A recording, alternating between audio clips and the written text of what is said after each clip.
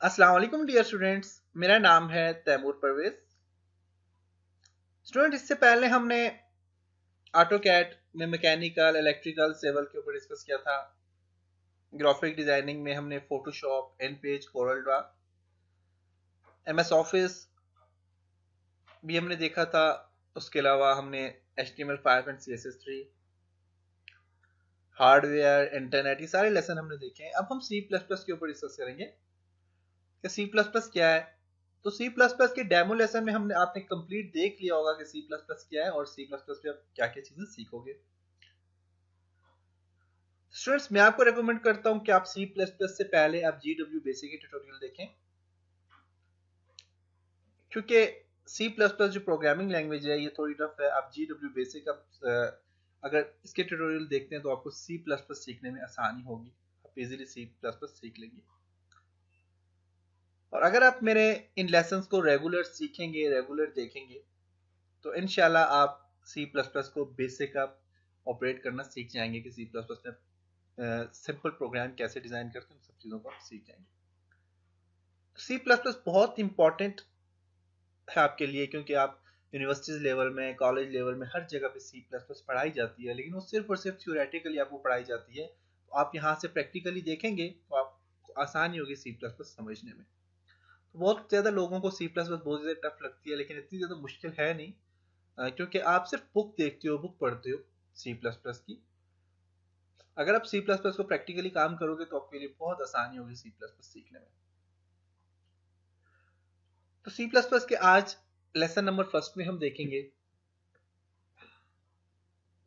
Introduction देखेंगे C++ का। C++ है क्या, प्रोग्रामिंग क्या होती है, प्रोग्रामिंग लैंग्वेज क्या होती है, हिस्ट्री देखेंगे C++ की, और स्ट्रक्चर देखेंगे C++ का। स्ट्रक्चर क्या है C++ का। ओके, इंट्रोडक्शन देखते हैं जी C++ का। C++ होता क्या है बेसिकली, व्हाट इज C++। तो C++ जो होता है ये प्रोनाउंस्ड हुआ है C++ से, जो कि एक पावरफुल कंप्यूटर लैंग्वेज है। और ये C वर्जन जो आपका इससे पहले जो C वर्जन था उसको एडवांस कर दिया गया C++ में। तो C जो लैंग्वेज थी, C लैंग्वेज में क्लासेस वगैरह नहीं थी। जब हमने इस C लैंग्वेज में क्लासेस वगैरह दिए, क्लासेस इसमें ऐड किए, तो इसको हमने C++ नाम दे दिया।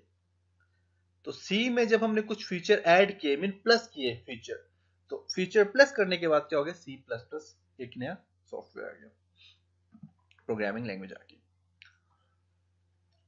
बेसिकली जो C लैंग्वेज होती थी इसको प्रोसीजरल लैंग्वेज कहा जाता था, जबकि C++ जो लैंग्वेज है इसे ऑब्जेक्ट ओरिएंटेड प्रोग्रामिंग लैंग्वेज कहा जाता है, या फिर ऑब्जेक्ट ओरिएंटेशन प्रोग्रामिंग लैंग्वेज इसको कहा जाता है। तो इसको ऑब्जेक्ट प्रोग्रामिंग लैंग्वेज इसलिए कहा जाता है क्योंकि आप जब इसमें प्रोग्राम क्रिएट करेंगे तो प्रोग्राम को ऑब्जेक्ट भी कहते हैं। प्रोग्रामिंग लैंग्वेज बेसिकली होती क्या है, तो प्रोग्रामिंग लैंग्वेज एक ऐसी लैंग्वेज होती है जो कि डिफरेंट किस्म की कोडिंग के थ्रू आप लैंग्वेज क्रिएट करते हो, और वो लैंग्वेज बनाते आप इसलिए ताकि आपका कंप्यूटर या फिर यूजर जो है वो आसानी से इस लैंग्वेज को समझ सके। तो जब आप कोई भी लैंग्वेज, आप ऐसी प्रोग्रामिंग लैंग्वेज या ऐसी कोडेड से कोई लैंग्वेज क्रिएट करते हो जो कि आप चाहते हो कि आपका कंप्यूटर जो है वो आसानी से समझ जाए, तो उसको आप प्रोग्रामिंग लैंग्वेज कहते हो। प्रोग्रामिंग लैंग्वेज में दो किस्म की लैंग्वेज होती हैं, एक होती थी पहले लो लेवल लैंग्वेज और एक होती थी हाई लेवल लैंग्वेज। तो लो लेवल लैंग्वेज वो वाली लैंग्वेज होती थी जिसे मशीन लैंग्वेज भी कहा जाता था, जो कि कंप्यूटर समझता है। कंप्यूटर सिर्फ और सिर्फ मशीन लैंग्वेज को समझता है, इसके अलावा कंप्यूटर कोई लैंग्वेज नहीं समझता। मशीन लैंग्वेज जो होती है वो बाइनरी नंबर जो होते हैं उनको आप मशीन लैंग्वेज कहते हैं, मीन 0 और 1। तो कंप्यूटर सिर्फ 0 और 1 की फॉर्म को समझता है, इसके अलावा और किसी लैंग्वेज को भी नहीं समझता। तो लो लेवल लैंग्वेज जो थी, लो लेवल लैंग्वेज कंप्यूटर के लिए समझना तो आसान थी, लेकिन इंसान के लिए समझना थोड़ी मुश्किल थी।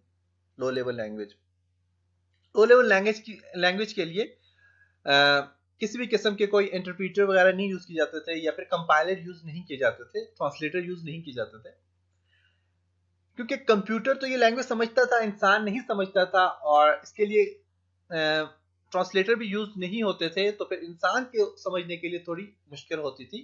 तो इसलिए फिर C++ लैंग्वेज इंट्रोड्यूस हुई, सी या सी प्लस प्लस लैंग्वेज। तो ये लैंग्वेज जो होती है ईजी होती है, इंसान भी आसानी से समझ सकता है और कंप्यूटर भी समझ सकता है, क्योंकि इसके बीच में कंपाइलर बैठा दिया जाता है।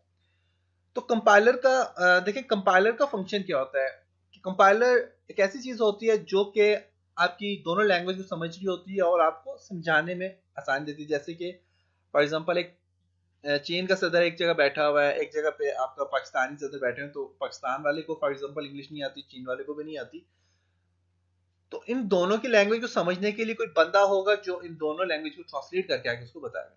अक्सर जो चीन का सदर है वो जब कहीं किसी दूसरी कंट्री में जाता है तो वो अपने साथ एक ट्रांसलेटर लेके जाता है ताकि वो इसकी लैंग्वेज को समझ के अगले बंदे को बता सके ये क्या कह रहा है, फिर वो इसको समझाता है। तो ट्रांसलेटर जो होता है वो बेसिकली आपकी इंसान ट्रांसलेटर जो होता है उससे आप कंपाइलर कहते हैं। कंप्यूटर में जो यूज होता है सॉफ्टवेयर उसे आप कंपाइलर कहते हैं, जो कि ट्रांसलेशन का काम करता है, जो कि इस लैंग्वेज को कंपाइल करके बाइनरी लैंग्वेज में कन्वर्ट करके आपको कंप्यूटर को देता है। तो आप इसे अपनी लैंग्वेज में लिखते हो, ये आगे से कंपाइल करता है और कंपाइल करने के बाद इस कंप्यूटर को मशीन लैंग्वेज में कन्वर्ट करके कंप्यूटर को प्रोग्रामिंग देता है। हाई लेवल लैंग्वेज, अब लो लेवल लैंग्वेज जो थी 0 और 1 जो बाइनरी लैंग्वेज थी, इसके लिए कंपाइलर या इंटरप्रेटर वगैरह यूज नहीं होते थे।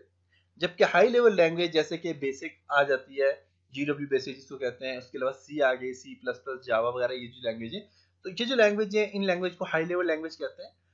और ये जो हाई लेवल लैंग्वेज होती है ये ऐसे लाइक इंग्लिश वगैरह जो होती है, इंग्लिश हो गई, ये सारी इंग्लिश लैंग्वेज होगी, हाई लेवल लैंग्वेज आ गई। अब हाई लेवल लैंग्वेज समझना मशीन के लिए बहुत मुश्किल है, क्योंकि मशीन तो जो है वो मशीन लैंग्वेज समझती है, मेन आपकी 0 और 1 लैंग्वेज को समझती है।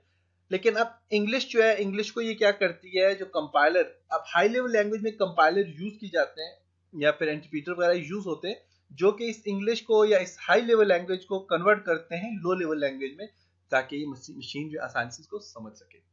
तो इसके लिए आप कंपाइलर यूज करते हो। तो कंपाइलर का काम क्या है कि ये आपकी लैंग्वेज, हाई लेवल लैंग्वेज को कन्वर्ट करती है मशीन लैंग्वेज में। मशीन लैंग्वेज में इसलिए कन्वर्ट करते हैं ताकि कंप्यूटर भी आसानी से समझ सके और इंसान भी आसानी से समझ सके। तो ये आपकी प्रोग्रामिंग लैंग्वेज होती है, जो कि कोई भी प्रोग्राम, जब आप कोई कोडिंग के थ्रू आप कोई भी प्रोग्रामिंग करते हो तो आप उसको प्रोग्रामिंग लैंग्वेज कहते हो। प्रोग्रामिंग लैंग्वेज की दो टाइप्स हैं, एक होती है लो लेवल लैंग्वेज, एक होती है high level language. Low level language जो होती है वो उसे मशीन लैंग्वेज भी कहा जाता है, वो 0 और 1 फॉर्म में होती है। और लो लेवल लैंग्वेज के लिए भी कोई किसी भी किस्म का कोई कंपाइलर यूज नहीं किया जाता।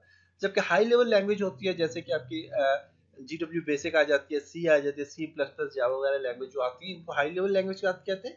और जो हाई लेवल लैंग्वेज होती है ये बेसिकली इसके अंदर कंपाइलर या इंटरप्रेटर यूज किया जाता है, जो कि इसे मशीन लैंग्वेज में कन्वर्ट करता है। तो हाई लेवल लैंग्वेज इंग्लिश आ जाती है और डिफरेंट लैंग्वेज जितने भी है वो हाई लेवल लैंग्वेज है। अब वो बेसिकली कंप्यूटर आपका नहीं समझता, तो इसके लिए एक सॉफ्टवेयर यूज होता है जिसको आप कंपाइलर कहते हैं।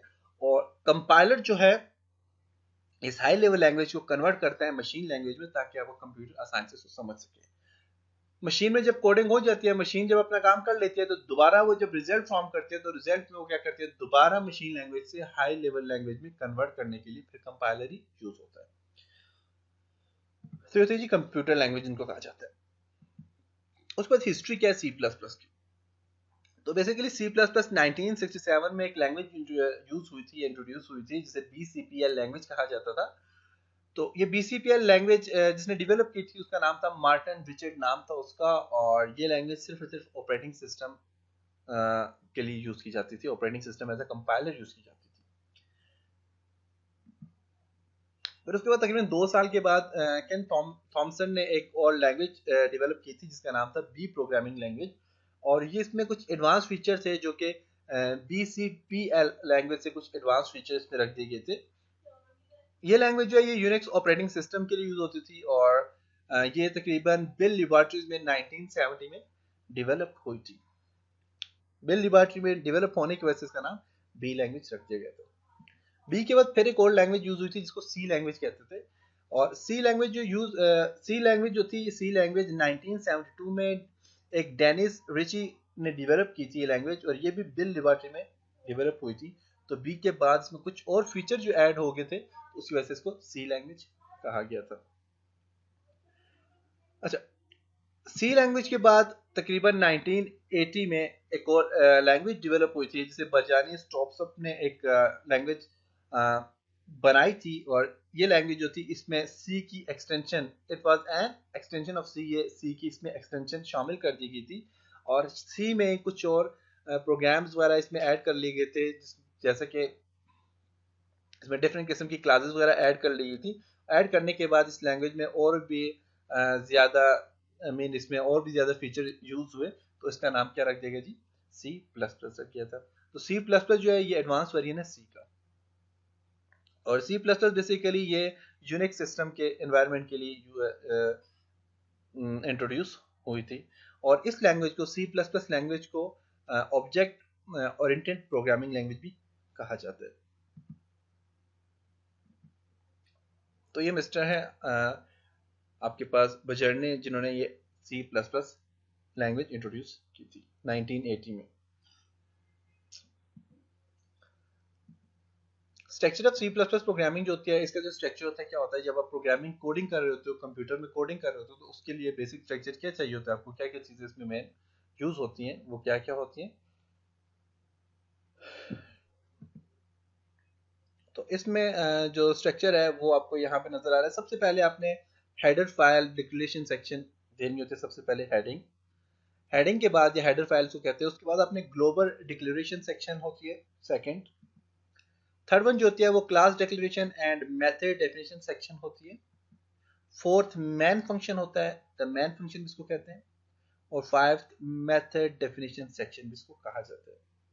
तो ये 5 हिस्सों में आपकी जब 5 हिस्से ये कंप्लीट होते हैं तो आपकी कंप्लीट प्रोग्राम डिजाइन हो जाता है।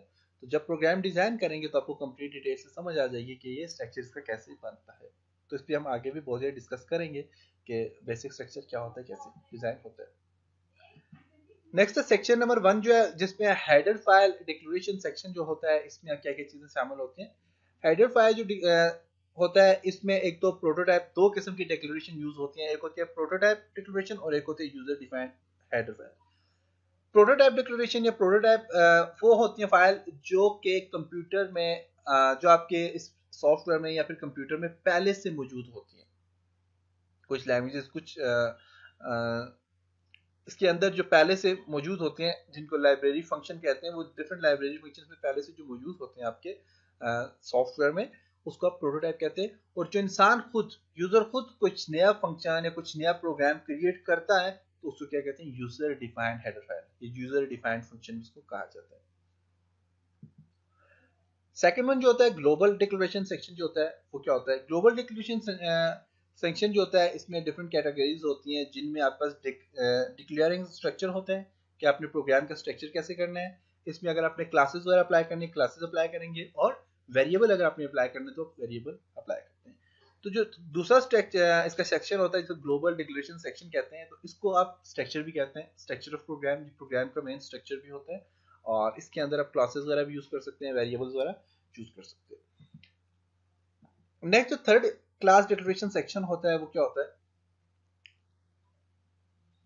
तो जो थर्ड सेक्शन होता है, ये भी बेसिकली आपका जो सेक्शन होता है, ये भी ग्लोबल डिक्लेरेशन सेक्शन को कहा जाता है। इसमें भी आप क्लासेस वगैरह यूज करते हैं, या डिफरेंट किस्म के आपने अगर प्रोग्रामिंग कर रहे हैं तो क्लासेस वगैरह या फिर इंटीजर्स वगैरह आप यूज कर सकते हैं।